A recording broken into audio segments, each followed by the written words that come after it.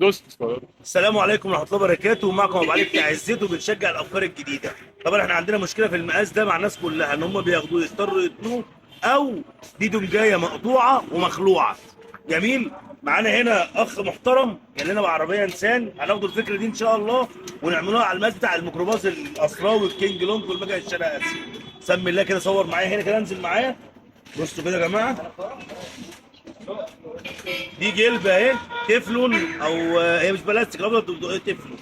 الراجل واخد مقاسها هنا وعامل لها مجرى بالجوان على نفس الارتفاع بتاع المقاس بالظبط.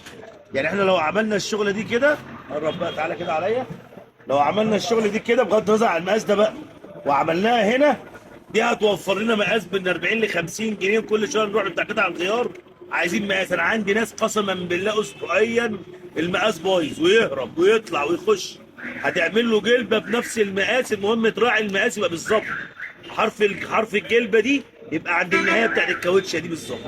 جميل. وتعمل فيه مجرى، انك تعمل جوان هنا، شايف اهو، هات جوان كاوتش اهو عشان يمنع التسريب. وتقوم جاي حاطط مقاسك ويقفل معاك. واخر كلمه اقولها لك، شكر الله سعيكم.